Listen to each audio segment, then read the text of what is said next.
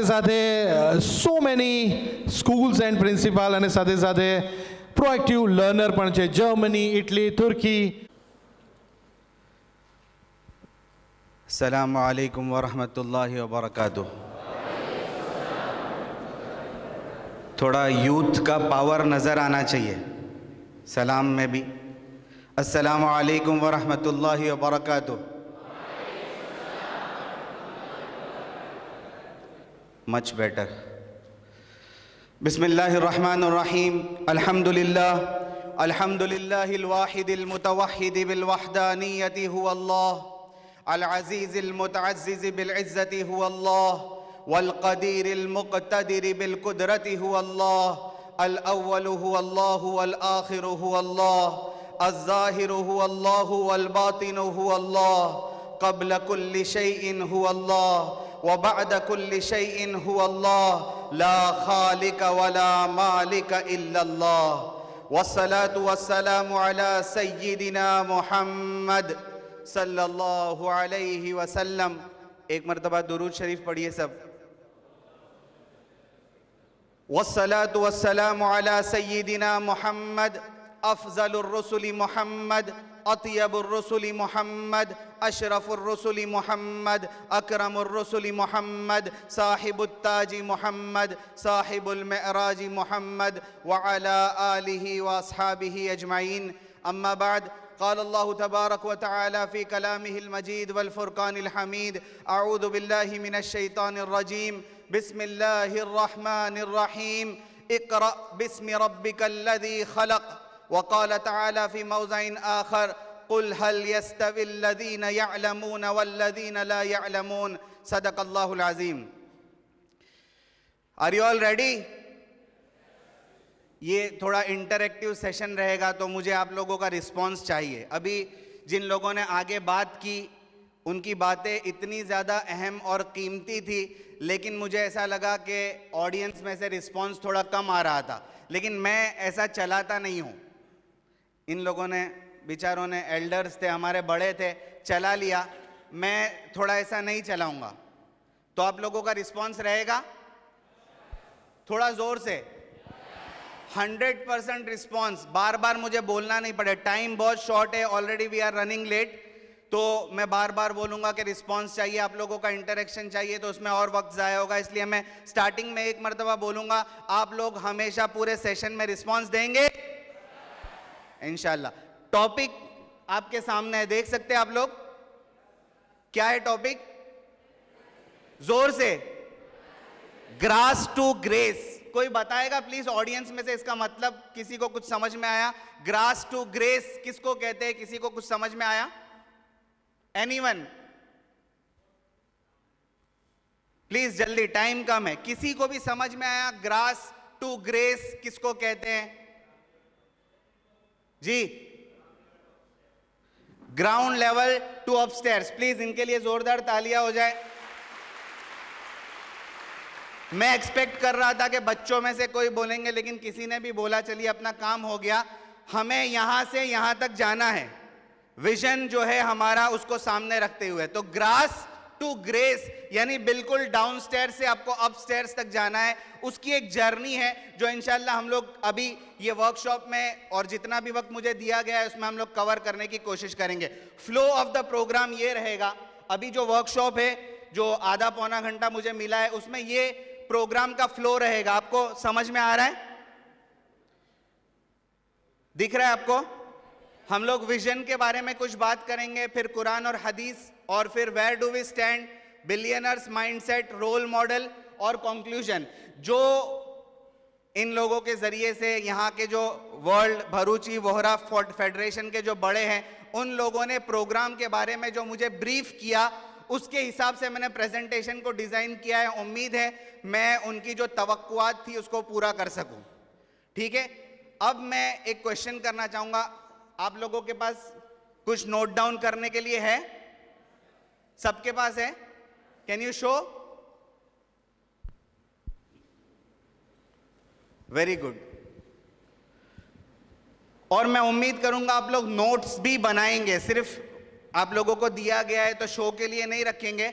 अगर first lesson, बहुत सारे लेसन हम लोग सीखने वाले। First lesson, when ever you attend any kind of workshop, seminar, speech, any talk, you must have 3 P's with you.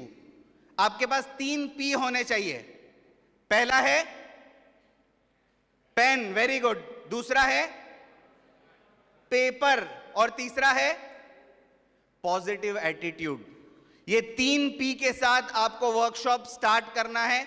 आपको पेन पेपर के जरिए है, बहुत सारी चीजें आपको पूरे वर्कशॉप के दरमियान सिखाई जाएगी, समझाई जाएगी। आप अच्छे से उसको नोट डाउन करिए और फिर बाद में उसको बार बार। पूरे प्रोग्राम का मकसद है एक विजन को क्रिएट करना।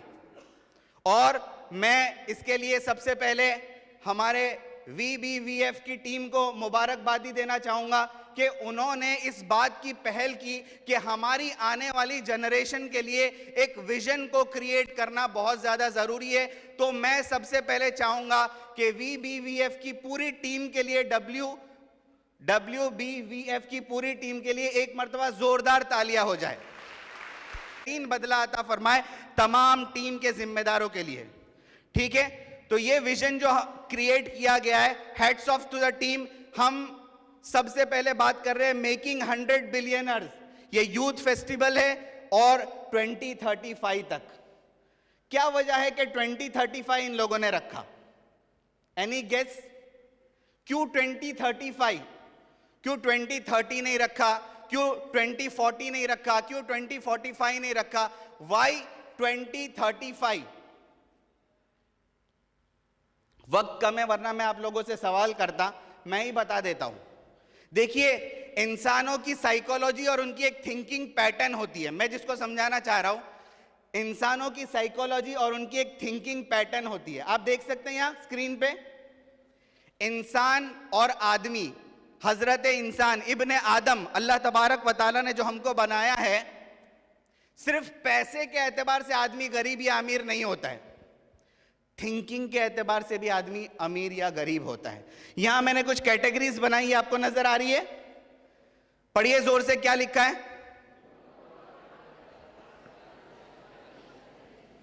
Poor, middle class, upper class, rich and wealthy. ये 5 कैटेगरीज है, नॉर्मली लोगों की होती है, और थिंकिंग के एतबार से भी लोगों की यही 5 कैटेगरी होती है। क्यों ऐसा?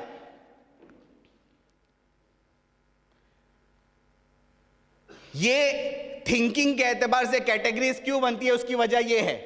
देखिए, क्या नजर आया आपको?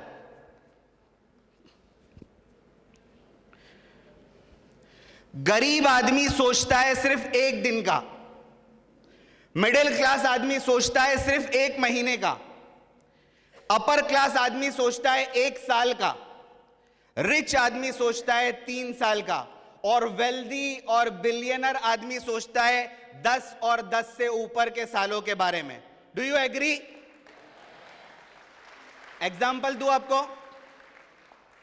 पुअर बेगर, मैम बंबई से आई हुई है, आप इनको पूछिए बंबई के सिग्नल्स पे जो बेगर्स होते हैं, भिखारी होते हैं, आपको क्या लगता है वो लोग गरीब क्यों है? Why are they poor? वो लोग गरीब क्यों है जी? इस वजह से गरीब नहीं है कि उनके पास टैलेंट कम है, उनके पास कूट कूट के टैलेंट भरा हुआ है। मैं मिसाल दूं आपको पता है कि एक सिग्नल के ऊपर गाड़ी कितने देर के लिए खड़ी होती है? सिग्नल लगता है तो एक गाड़ी कितनी देर के लिए खड़ी होती है उस सिग्नल पे? 30 सेकेंड्स, 45 सेकेंड्स, बहुत ज्यादा तो 60 सेकेंड्स, ठीक है। अब देखिए वो बेगर जिसके पास 30, 35, 40 या 60 सेकेंड्स का टाइम है, वो क्या करता है? सबसे पहले जैसे ही सिग्नल पे गाड़ियां खड़ी होगी, वो बेगर ये देखना शुरू करता है सबसे महंगी गाड़ी कौन सी है। आप लोगों को नहीं पता होगा कौन सी गाड़ी का क्या रेट है। मर्सिडीज कौन सी क्लास की है, BMW कौन सी क्लास की है, पजेरो है और जैगुआर है। आप लोगों को नहीं पता होगा, लेकिन उनको पता है कि मार्केट में अभी कौन सी गाड़ी सबसे महंगी है। वो पहले एनालाइज करेगा, सिर्फ 45 सेकंड का टाइम है, इसमें वो एनालाइज करेगा सबसे महंगी गाड़ी कौन सी है, सबसे पहले उस गाड़ी के सामने जाकर खड़ा होगा और अपनी टैलेंट का पूरा हिस्सा वहां लगा देगा। वो अपने आप को दुनिया का सबसे बड़ा मजबूर बताने में अपना टैलेंट लगा देगा। ये उसका टैलेंट है। सिर्फ 45 सेकंड है। अगेन उस 45 सेकंड में वो अपना टैलेंट वहां लगा देगा, क्योंकि उसको मालूम है BMW या मर्सिडीज का ग्लास अगर उतरा तो मेरा आज का निकल गया, और फिर आज का निकल गया तो वो चला जाएगा। एक ही बेगर आपको पूरा दिन एक ही सिग्नल पे नजर नहीं आएगा। तो मैं आपको ये समझाना चाह रहा था कि वो आदमी गरीब इस वजह से नहीं है कि उसके पास टैलेंट कम है, वो गरीब इस वजह से है क्योंकि उसके पास सोच एक ही दिन की है। बस एक दिन का हो गया काफी है, धनिया मिल गया काफी है। मिडिल क्लास आदमी, एक महीने में सैलरी आ गई, मंथ एंडिंग में सैलरी आ गई, उसके लिए काफी है। उसके बाद अपर क्लास आदमी ईयरली प्लानिंग करता है, फिर उससे ज्यादा ऊपर वाला आदमी 3 साल की प्लानिंग करता है। लेकिन विजन 2035 बनाने वालों ने आपके लिए प्लानिंग की है 10 और 10 साल से अबव के लिए। अब हमें यहां देखना है कि आप लोगों में से कितने ऐसे हैं जो 10 साल तक हमारे विजन के साथ खड़े रहते हैं। समझ में आई? आप में से कितने ऐसे हैं जो 10 साल तक हमारे विजन के साथ खड़े रहेंगे? हम लोग उनको रिकॉग्नाइज करेंगे, उनकी पीठ को थपथपाएंगे, उनको शाबाशी देंगे, उनको जो भी सपोर्ट सिस्टम प्रोवाइड करना है हम लोग प्रोवाइड करेंगे। Just we want to see who are they who stands with us, जो हमारे साथ खड़े रहेंगे। वैसे हम लोग देखते हैं कि हमारे साथ कौन कौन खड़ा है। इससे पहले कुरान और हदीस, बिलियनर्स की बात हो रही है। कुरान और हदीस को अगर हम सामने रखें, तिजारत के बारे में अहादीस में और कुरान की आयतों में बहुत सारी चीजें जिक्र की गई है। मैंने 2 आयतों का यहां पर सहारा लिया है, आप लोग देख सकते हैं। पहली आयत है सूरह जुमा की, जिसमें अल्लाह तबारक व तआला इरशाद फरमाते हैं, फ़इज़ा क़ुज़ियतिस्सलाह फ़ंतशिरू फ़िल अर्ज़ वब्तगू मिन फ़ज़लिल्लाह। जैसे ही नमाज खत्म हो जमीन में फैल जाओ और अल्लाह के फजल को तलाश करो। अल्लाह के फजल को तलाश करने का हुक्म दिया गया है।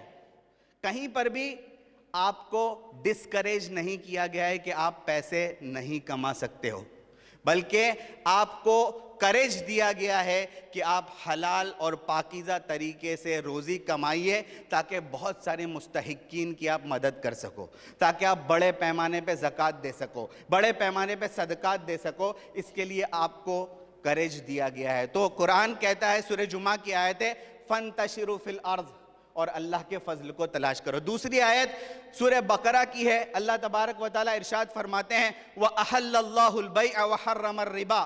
अल्लाह तबारक व तआला ने बै को हलाल किया है और सूद को हराम किया है, तिजारत को हलाल किया है और सूद को हराम किया है। आगे अहादीस को अगर हम देखते हैं, अल्लाह तबारक व तआला अपने हबीब की ज़बानी इरशाद फरमाते हैं, इन्ना लिर्रिज़्क़ि इश्रीन बाबा तिस्अता अशरा मिन्हा लित्तुज्जार। बहुत ही अहम हदीस है। अल्लाह के रसूल फरमाते हैं रिज्क के 20 दरवाजे हैं, जिसमें से 19 दरवाजे ताजिरों के लिए खोल दिए गए। आप यकीन मानिए हमारे रसूल क्या फरमाते हैं कि 20 दरवाजों में से 19 दरवाजे तुज्जारों के लिए खोले गए हैं, एंटरप्रेन्योर्स के लिए। तो हमें इसका फायदा उठाना चाहिए। और अल्लाह के रसूल फरमाते हैं, अत्ताजिरुस सदूक अल अमीन अल मुस्लिम मा शुहदा यौमल क़ियामा। एक सच्चे ताजिर के लिए इससे बड़ी बशारत हमारी नबी की ज़बानी हो नहीं सकती। अल्लाह के रसूल फरमाते हैं, एक सच्चा मुसलमान ताजिर कल क़यामत के दिन शुहदा के साथ खड़ा किया जाएगा। कितनी बड़ी बात है, शुहदा के साथ जिन्होंने अपना खून मैदान जंग में बहाया होगा। एक ताजिर जो अमानतदार है और सिद्दीक है, सच्चा है, उसको अल्लाह तबारक व तआला कल क़यामत के दिन शुहदा के साथ खड़े रहेंगे। तो कितने लोग हैं जो अच्छे एंटरप्रेन्योर्स और बिलियनर्स बनना चाहते हैं? Number of children going to school 4.3 crore. Number of children going to madrasa only 25 lakh है इंडिया में। ठीक है, children going till 10th standard, 10वीं तक पहुंचने वाले बच्चे कितने हैं? जोर से पढ़िए। ओनली 6.3%। और आगे चलिए, children going till 12th standard, सिर्फ इतना ही है। और आगे चलिए, चिल्ड्रन कंप्लीटिंग ग्रेजुएशन, ये हमारी हालत है। हियर वी स्टैंड, ठीक है, हम यहीं पर खड़े हुए हैं। और भी कुछ स्टैटिस्टिक्स है लेकिन वक्त नहीं है, मैं अभी नहीं बता रहा हूं। अगर आपको देखना है तो जल्दी जल्दी देख लीजिए, मुस्लिम स्टूडेंट्स कहां पर है, हमारा पार्टिसिपेशन दूसरी जगह पर क्या क्या है, अलग अलग स्टेट्स में हम लोग कहां पर है, और भी कुछ है। एक ही जगह पर हमारी तादाद सबसे ज्यादा है। सबसे नीचे वाली लाइन देखिए, दिख रहा है आप लोगों को, क्या है? कैद खाना, प्रिजन। सिर्फ यहीं हमारी तादाद सबसे ज़्यादा नज़र आती है, बाकी कहीं पर भी हमारी तादाद नहीं है। और अगर आप मुस्लिम लिटरेसी रेट और हमारी टोटल इंडिया की लिटरेसी रेट को देखें तो देखिए, total literacy rate of India क्या है? जल्दी जल्दी पढ़िए ना। 74.4%। Literacy rate of India male और फीमेल अलग अलग करके भी बताता हूं मैं आपको। Literacy rate of India female. अब आइए, ये टोटल लिटरेसी रेट मैंने आपको इंडिया की बताई। नीचे हम देख रहे हैं कि लिटरेसी रेट 2011 के सेंसस के मुताबिक 145 कंट्रीज में से इंडिया 92 पर है, ठीक है। ये ओवरऑल लिटरेसी तमाम कम्युनिटीज की बता रहा हूं। अब मुस्लिम्स की देख लीजिए, total Muslim literacy rate in India is 57.28%। 42% जो है इलिटरेसी है, यानी हम लोग पढ़े लिखे नहीं हैं। और मेल को देखिए 62% है, और फीमेल को देखिए, मुस्लिम लिटरेसी रेट ऑफ इंडिया क्या है? दिख रहा है आप लोगों को? ये मैंने आप लोगों को क्यों बताया? क्योंकि अगर आपको कहीं से शुरुआत करनी है तो हम लोग पहले कहां खड़े हैं ये आपको पता होना चाहिए। Do you all agree? आपको पता होना चाहिए कि आप कहां पर खड़े हुए हो। आपको पता चलेगा कि वी आर स्टैंडिंग हियर, तो यहां से आप जर्नी को स्टार्ट कर सकते हो। सिर्फ एक चीज करनी पड़ेगी आपको, और वो ये है, जरा फोटो को बहुत गौर से देखिए। आप क्या नजर आ रहा है आपको? Anyone can explain? Please stand and explain it please. क्या है इसमें? फोटो में क्या नजर आ रहा है? जोरदार क्लैप करिए। पर्सपेक्टिव बताया गया, वो है कैद खाने के बार्स और रॉड्स, और दूसरा आदमी जो देखता है वो कैद खाने के बाहर की खूबसूरती। अगर आप वेयर डू वी स्टैंड, मैंने अभी जो आपको दिखाया, उसी को देखते रहेंगे। उसको देखना भी जरूरी है, ये भी तो देख रहा है ना। दोनों आदमी से, जो आदमी लैंडस्केप के ऊपर ब्यूटीफुल पेंटिंग ड्रॉ कर रहा है वो भी रॉड्स को तो देख रहा है, लेकिन नीचे मौलाना जलालुद्दीन रूमी का बहुत अच्छा कोट लिखा हुआ है। क्या? The art of knowing is knowing what to ignore. आपको किस चीज को इग्नोर करके अपनी मंजिल सितारों में तलाश करनी है, यह डिसाइड करना पड़ेगा। So are you all ready for it? और कोई मुश्किल काम नहीं है, कोई मुश्किल काम नहीं है। आपने इरादा किया और चलना शुरू किया, काफिला बनता जाएगा और ऊपर वाले की तरफ से आपको नुसरत मिलती जाएगी। इसके लिए मैं आपको एक छोटा सा वीडियो दिखाना चाहता हूं, देखेंगे आप लोग? हाँ मुफ्ती साहब, वीडियो तो बहुत पसंद है हम लोग को, है ना? यही सब दिखाओ, देखना है। मैं थोड़ा ग्रेस टाइम लूंगा, नासिर भाई प्लीज देखिए ये वीडियो, बहुत गौर से देखिए इस वीडियो को।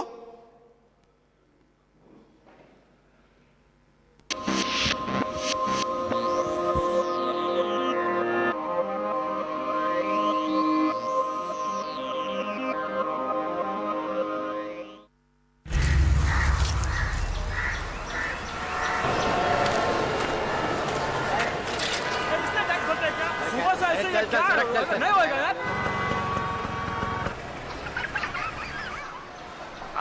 सर आपके लिए उस पार कार का इंतजाम किया है सर।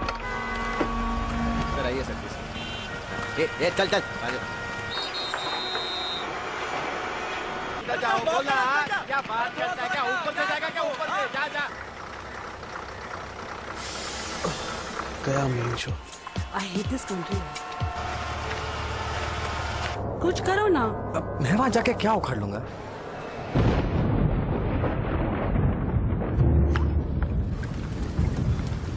कैसी जाने बूंदे आई, जाने कैसा दर्द लाई, सामने क्या है ये तेरे, क्यों रुका है तू बता रे हो।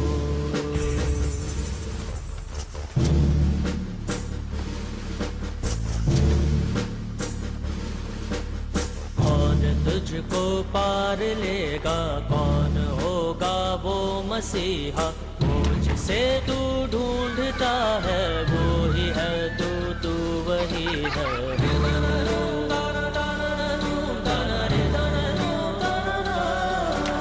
तुझ में तेरा रास्ता है, तुझ में तेरा है सहारा, तू ही तुझको पार लेगा, तू ही है तेरा किनारा।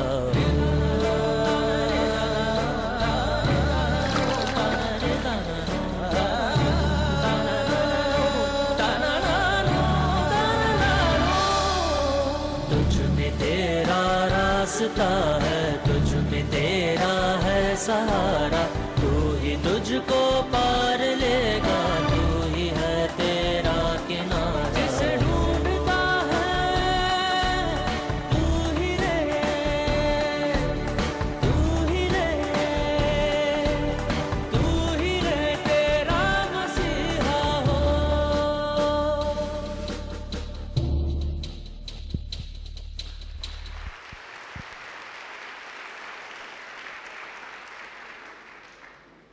क्या क्या समझ में आया?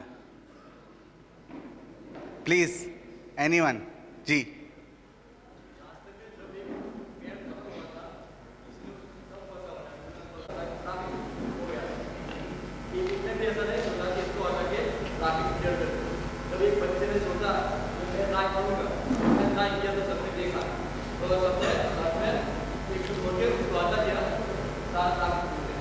वेरी गुड, प्लीज क्लैप करिए। किसी ना किसी को आगे बढ़ना पड़ेगा, और जब आप आगे बढ़ोगे तब ये नहीं देखो कि आपके पीछे क्या सपोर्ट सिस्टम काम कर रहा है। आप बिस्मिल्लाह बोल के अल्लाह के नाम से शुरू करिए, काफिला पीछे बनता जाएगा। आपने देखा काफिला पीछे बनता जाएगा। वो छोटा सा बच्चा जिसने लीड ली, लोगों को उस वक्त तक समझ नहीं पड़ी जब तक कि वो आगे बढ़ा, लेकिन जैसे ही उसने आगे बढ़कर कोशिश करना शुरू किया, काफिला उसके पीछे बनता गया। So are you all ready for it? जोर से माशाअल्लाह। चलिए अब बहुत जल्दी जल्दी मैं चाहूंगा कि आप लोग, मैंने आपको जो चीजें बताई उन चीजों की बेसिस पे अपने पर्सपेक्टिव को चेंज करते हुए गोल को सेट करिए। ये बहुत अहम मैंने स्लाइड आपके सामने पेश की है। आपने देखा इसमें क्या है? जल्दी जल्दी बताइए, क्या नजर आ रहा है आपको? गोल को पहुंचना है, ड्रीम्स आपके पास है, दरमियान में एक चीज मिस कर रही है। क्या है वो? ये लाल वाली चीज जो इसके हाथ में है वो क्या है? ये माइंडसेट की कमी है। बस वो माइंडसेट अगर गैप को फिल कर देगा, आप अपने गोल तक पहुंच जाएंगे। इसके लिए आपको बिलियनर्स 2035 तक अगर पहुंचना है तो आपको सबसे पहले बिलियनर्स माइंडसेट बनाना पड़ेगा। और बिलियनर्स माइंडसेट बनाने के लिए क्या चीजें जरूरी है, बस मैं वो बात कहकर अपनी बात को खत्म कर दूंगा। अब आप लोग नोट्स बनाएंगे। 7 चीजें ऐसी है जो जरूरी है। उन 7 चीजों के साथ मैं आपको बैकअप के लिए 7 किताबें बताऊंगा जो आपको पढ़नी है। 1 महीने के बाद, कल मैं हनीफ भाई के साथ डिस्कस कर रहा था, 1 महीने या 1.5 महीने के बाद जो भी होगा आप लोगों को दोबारा बुलाया जाएगा। उस वक्त जब बुलाया जाएगा, मुझे आपके साथ ये जो 7 चीजें हैं उसके साथ 7 बुक्स जो मैं आपको बताऊंगा, क्योंकि रीडर्स आर लीडर्स। आप ये बुक को रीड करेंगे, इसको समराइज करेंगे और इसके पॉइंट्स बनाकर आएंगे। माइंडसेट बनाना है तो आपको ये करना पड़ेगा। Are you all ready? चलिए, सबसे पहली चीज जो बिलियनर माइंडसेट के लिए होनी चाहिए वो है, जोर से पढ़िए जल्दी जल्दी, they have a learners mindset. Billionaires अगर बनना है तो आपके पास लर्नर्स माइंडसेट होना चाहिए। और लर्नर्स माइंडसेट का मतलब यह है कि आप जिस सेंचुरी में रह रहे हो उस सेंचुरी में क्या क्या चीजें जरूरी है आपको पता होनी चाहिए। आप अभी गूगल बाबा को जाकर पूछिए, आपके पास है ना गूगल बाबा, उनको जाकर पूछिए 21st सेंचुरी स्किल्स। सबसे पहली चीज लर्नर्स माइंडसेट में आपको पता होना चाहिए कि क्या लर्न करना है। 21वीं सदी में आपके पास क्या स्किल्स होनी चाहिए कि आप बिलियनर बन सकते हैं। और अगर आप 21st सेंचुरी स्किल्स गूगल पर डालकर देखेंगे तो आपको बताएंगे कि आपके पास 4 चीजें होनी चाहिए। देयर आर 4 C's, और वो 4 C आपके सामने नजर आ रहे हैं आपको। Communication, collaboration, creativity and critical thinking. ये 4 C अगर आपके पास है, आपके पास 21वीं सदी की स्किल है और इस स्किल के साथ आप एक बिलियनर बन सकते हैं। कम्युनिकेशन क्यों जरूरी है आपको पता है। हर जगह पर अगर आप, गुजराती में कहावत है ना, बोले थे ना, तो बोलना तो पड़ेगा ना आपको। कम्युनिकेशन स्किल आपकी जितनी पावरफुल है आप उतना ज्यादा आगे बढ़ सकेंगे।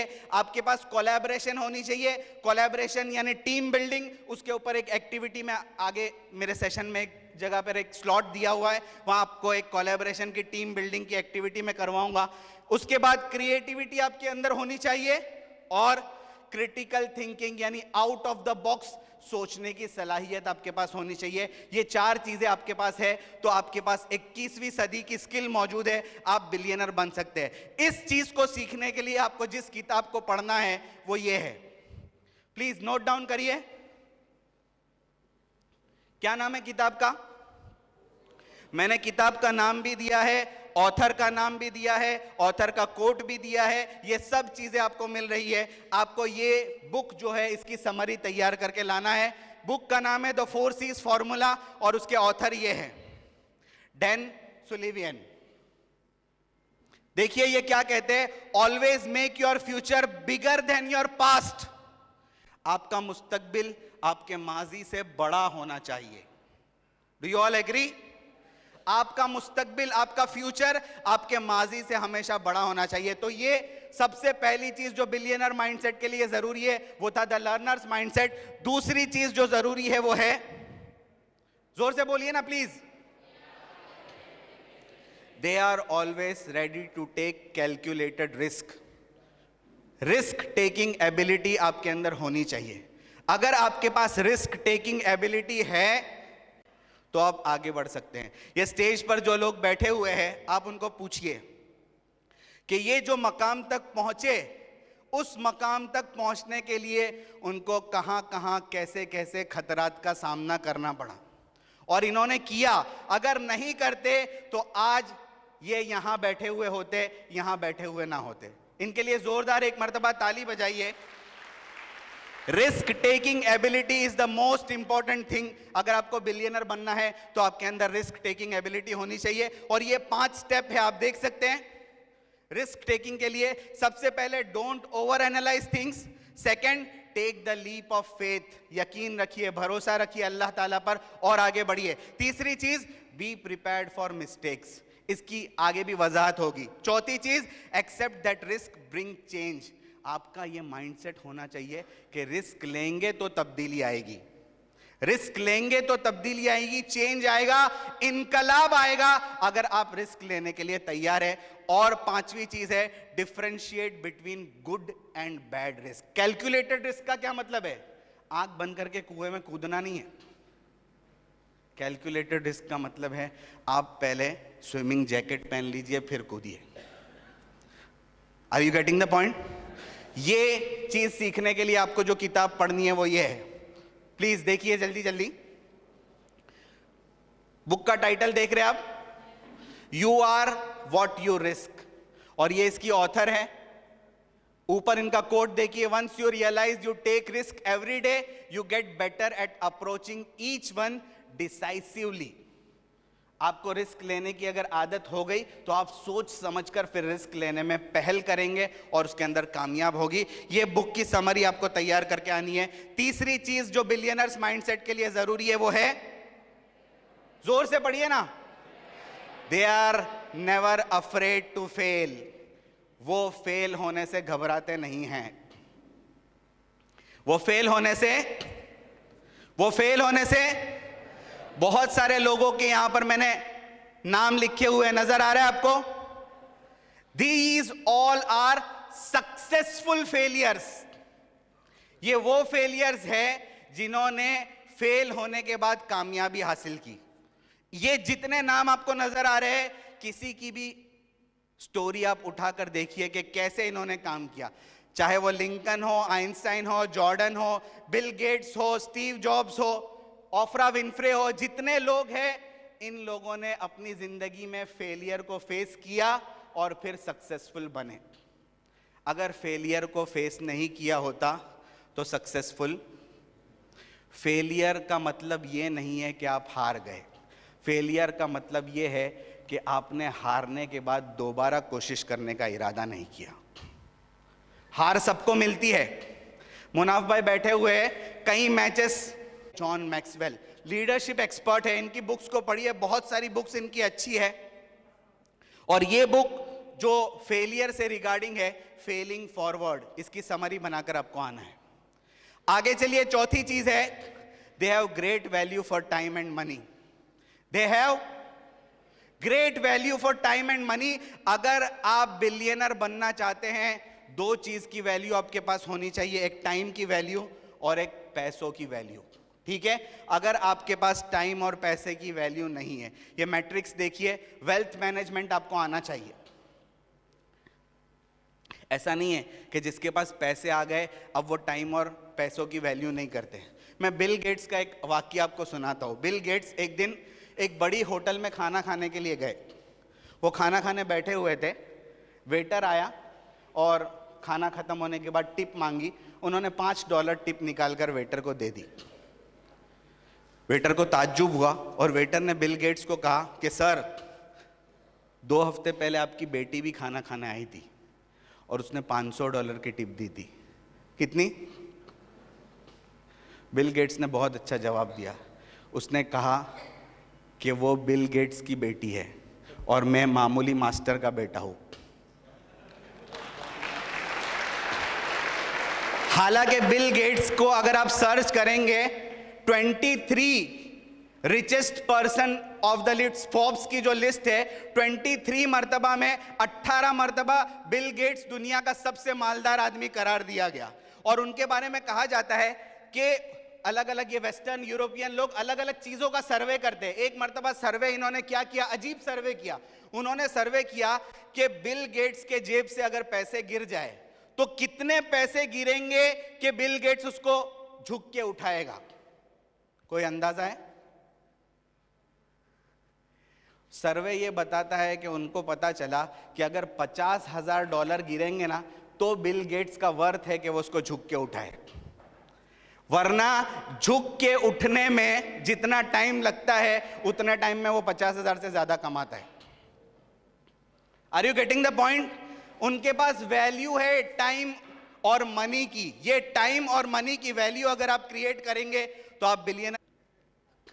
नेपोलियन हिल की बुक है, बहुत अच्छी बुक है, इसको पढ़िए। One of the all time best seller of the world है ये, थिंक एंड ग्रो रिच। इसकी समरी आपको तैयार करके लानी है। आगे चलिए, जो बात मैं बताना चाह रहा हूं वह है, अगर आपको बिलियनर बनना है, they are good in tracking their progress. आप एक के बाद कौन सी सीढ़ी आगे की चढ़ रही है आपको पता होना चाहिए। ये एक बहुत अच्छा, ये देख रहे हैं आप लोग, ग्रोथ आप कैसे मापेंगे कि अपना ग्रोथ, मेरा ग्रोथ कहां हुआ है, कितना हुआ है, ये आप कैसे मापेंगे, इसके जरिए से पता चलेगा। क्या है ये? नीचे है अनकॉन्शियसली अनस्किल्ड। क्या मतलब? बेहुनर, बेइल्म। अनकॉन्शियसली, बेइल्म यानी पता भी नहीं है, बेशऊर। और अनस्किल्ड यानी आपको पता भी नहीं है कि आपको पता नहीं है। ये मेरे पास कितना टाइम है?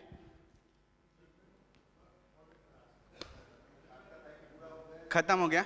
चलिए, मैं इसको थोड़ा स्किप कर रहा हूं, ये थोड़ा टाइम कंज्यूमिंग है, लेकिन आप आपको इतना पता होना चाहिए कि आपको स्टेजेस ऑफ ग्रोथ पता होने चाहिए कि आप कहां से कहां जा रहे हैं। ये मार्शमैलो टेस्ट आप लिख कर रखिए, मार्शमैलो टेस्ट गूगल पर, ठीक है, आपको पता चलेगा कि प्रोग्रेस कैसे ट्रैक करना है। आगे चलिए, ये बुक आपको पढ़नी है, इसके लिए measure what matters, growth tracking progress के लिए आपको ये बुक पढ़नी है। They are always ready to take charge. अगर आपको बिलियनर्स माइंडसेट पर काम करना है तो आपको पता होना चाहिए कि आपको लीड कब लेनी है। और जो बच्चे का वीडियो मैंने दिखाया, इसके लिए लीडरशिप के कुछ उसूल है। ये पूरा एक दिन का वर्कशॉप है कि आपको पता होना चाहिए कि लीडरशिप आपके अंदर कैसे इनकलकेट होनी चाहिए। Leadership, leading by example, expect more from yourself, accountability of actions, duty of ultimate force, encouraging others, relentless intelligent efforts, servant attitude, highest level of work ethics, intentions must be noble, pay check to your purpose. ये leadership के कुछ उसूल है, ये अपने अंदर inculcate करने की कोशिश करिए। फिर कभी मौका रहा तो इसके बारे में डिटेल से बात करेंगे। और इसको अगर आपको सीखना है तो ये बुक आपको पढ़नी है, start with why. Simon Sinek one of the most leading leadership experts है वर्ल्ड के। इनकी और भी बहुत अच्छी बुक्स है। एक बुक है इनकी जिसमें अजीब नाम है, बुक का नाम है वाई लीडर्स ईट लास्ट। लीडर्स जो है खाना आखिर में क्यों खाते हैं, उसको पढ़िए, देखिए, ये बुक पढ़ेंगे आपको फायदा होगा। और आखिर में है they have a shark in their tanks. क्या मतलब? इसका मतलब है you must be self motivated. कोई पीछे से आपके धक्का मारे तो ही हम आगे बढ़े, ऐसा नहीं है। आपके अंदर कोई चीज होनी चाहिए जो आपको आगे पुश करे। हमेशा पीछे से आने वाले सहारे को तलाश मत करिए, आपके अंदर कोई एक ऐसी चीज होनी चाहिए जो आपको पीछे से पुश करे। जापान के बारे में मालूम आपको? जापान के बारे में कोई जानता है? एक ऐसी कंट्री जो बॉम्बिंग के बाद खत्म हो गई थी, बिल्कुल। हिरोशिमा और नागासाकी के ऊपर जब बॉम्बिंग हुई, जापान खत्म हो गया था, लेकिन दोबारा बहुत ही कम वक्त में जापान अपने पैरों पर खड़ा हो गया। क्यों पता है? एक एग्जाम्पल देता हूं, एक केस स्टडी है जापान की। जापान में एक रेस्टोरेंट था, फारूक सर, एक रेस्टोरेंट था जापान में जिसमें फिश सर्व की जाती थी। कस्टमर ने कंप्लेंट की कि भाई फिश ताज़ा नहीं मिलती है। फौरन कंप्लेंट के ऊपर ध्यान दिया गया कि भाई फिश ताज़ा क्यों नहीं आती है। तो पता चला कि फिश पकड़ने के लिए बहुत अंदर पानी में जाना पड़ता है, वापस आते आते फिश में थोड़ी ताजगी खत्म हो जाती है। उन्होंने बड़े बड़े कोल्ड स्टोरेज इंस्टॉल किए फिश में, शिप में, लेकिन फिर भी फिश के अंदर ताजगी नहीं आई। उन्होंने और सोचा कस्टमर सेटिस्फेक्शन कैसे दिया जाए, तो पता चला कि अब उन्होंने पानी के टैंक इंस्टॉल किए फ्रिज के बगैर, और मछलियों को जिंदा पकड़ के उसके अंदर डालते थे और जिंदा लाते थे और फिर कस्टमर को देते थे। लेकिन अभी तक कस्टमर्स की कंप्लेंट खत्म नहीं। क्यों पता है? समंदर के पानी से मच्छी को जब टैंक के पानी में डाला जाता है तो उसकी गर्मी खत्म हो जाती है। जैसे बकरीद के मौके पर मंडी से बकरा अगर घर पे आ जाए, समझ रहे हो ना बात, ज्यादा तफसील में नहीं बता रहा, तो मजा नहीं आए। अब इन्होंने सोचा हमारी कंट्री या कोई और कंट्री होती तो भाई हम लोग इतना ही कर सकते हैं कस्टमर सेटिस्फेक्शन के लिए, अब इससे ज्यादा क्या करे, जिंदा मछली लाके खिला रहे, इससे ज्यादा क्या करे। लेकिन अभी भी जापान वालों ने हार नहीं मानी। उन्होंने सोचा कि क्या किया जाए कि गरम खून वाली मछलियां कस्टमर्स को प्रोवाइड करे, और they came with a brilliant solution. क्या पता है? उन्होंने मछलियों को जिंदा टैंक में पकड़ने के बाद एक शार्क का बच्चा भी टैंक के अंदर डाल दिया। क्या हुआ पता है? जब वो मछलियां समंदर के पानी से निकालकर टैंक के पानी में आती थी तो उनकी खून की गर्मी खत्म हो जाती थी, लेकिन जैसे ही वो अपने पीछे शार्क को देखती थी, क्या होता था? प्लीज, क्या होता था? दोबारा गर्मी आ जाती थी। अब ये वर्ल्ड फेमस टर्म बन गया, if you want success put a shark in your tank. आपके पास अपनी शार्क होनी चाहिए। अगर आपको कामयाब होना है, you must have a shark in your tank. और ये शार्क कुछ भी हो सकता है। आपके मां बाप का ख्वाब हो सकता है, आपको देश के लिए कुछ करने का जुनून हो सकता है। ये जो टीम आपके पीछे सपोर्ट सिस्टम बनकर खड़ी हुई है, इनकी मेहनत और काविश ये भी शार्क हो सकती है ताकि आप एक दिन बिलियनर बने। Are you all ready for it? Put a shark in your tank. अगर आपने शार्क डाल दिया टैंक में तो आप कामयाब हो गए। Awaken the giant within, Tony Robbins, one of the most successful motivational trainer of the world, इनकी बुक को पढ़िए और देखिए कि आप शार्क को कैसे अपने अंदर इनकलकेट करते हैं। खैर, ये 7 चीजें हैं, मैंने लूप कर दिया है। आपके पास लर्नर्स माइंडसेट होना चाहिए, calculated risk, failing forward, tracking progress, valuing time and money, leadership और सेल्फ मोटिवेशन अगर आपके अंदर है तो आप बिलियनर्स बन सकते हैं। आखिर में मैं रोल मॉडल्स पेश करना चाहता हूं बिलियनर्स के, मैं जल्दी जल्दी दे रहा हूं। सहाबा के रोल मॉडल्स ले लीजिए जो सक्सेसफुल बिलियनर्स थे, ठीक है। हजरत खदीजा, हजरत अबू बकर सिद्दीक, हजरत Abdurrahman bin of, Hazrat Usman bin Affan, Hazrat Sufiyan bin herb, इनकी पूरी हिस्ट्री पर एक एक दिन का वर्कशॉप हो सकता है, लेकिन आप इनकी हिस्ट्री पढ़ेंगे इंशाल्लाह, ये कैसे बिलियनर थे। और मैं करंट रोल मॉडल्स भी आपके सामने देना चाहता हूं। ये वो करंट रोल मॉडल्स है जो हमारे टाइम के मुस्लिम बिलियनर्स है और इंडियन, इनको भी आप सर्च करिए गूगल पर कि ये कैसे अपनी फील्ड में एक्सपर्ट बने। इकबाल साहब है, गुलरेज आलम है, इरफान आलम है, जावेद अख्तर है, जजील बदर है, ये सब वो रोल मॉडल्स हैं जिनको आप फॉलो कर सकते हैं कि ये इंडिया में रहते हुए कैसे बिलियनर्स बने। खैर, मैं अपनी बात को ख़त्म कर रहा हूँ। आखिर में मैंने शुरू में एक बात कही थी, क्या? कुरान की आयत, और ये आखिर में एक कुरान की आयत का सहारा मैं ले रहा हूँ कि तिजारत करो, लेकिन आपकी तिजारत ऐसी होनी चाहिए जो आपको अल्लाह और उसके रसूल से गाफिल ना करे। This is the ultimate message. आपकी तिजारत ऐसी होनी चाहिए कि अल्लाह और उसके रसूल से और आखिरत से गाफिल ना करे। इसी को कुरान कहता है, रिजालुन ला तुल्हीहिम तिजारा वला बैउन अन ज़िक्रिल्लाह। ये अगर आप सामने रखेंगे तो आप इंशाल्लाह ज़रूर कामयाब होंगे। और इफ़ नॉट अस हु, ये काम अगर हम नहीं करेंगे तो कौन करेगा? और इफ़ नॉट नाउ व्हेन, अगर अब भी करने का वक्त नहीं आया तो कब आएगा? कब आएगा भाई? सब करेंगे हम लोग मिलके इंशाल्लाह। आखिर में इकबाल के शेर के साथ मैं अपनी बात को ख़त्म करता हूँ। खोल आँख, ज़मी देख, फलक देख, फ़िज़ा देख, मशरिक़ से उभरते हुए सूरज को ज़रा देख, समझेगा ज़माना तेरी आँखों के इशारे, देखेंगे तुझे दूर से गर्दू के सितारे, नापैद तेरे बहरे तखय्युल के किनारे, पहुँचेंगे फलक तक तेरी आहों के शरारे, तामीर खुदी खर असरे आहे रसा देख, ए पे करे गुल कोशिशे पे हम की जजा देख। अगर आप ये देख लेंगे तो इंशाल्लाह आप कामयाब होंगे। अल्लाह तबारक व ताला इन चंद बातों पर हमें सही तौर पर अमल करने की तौफीक अता फरमाए।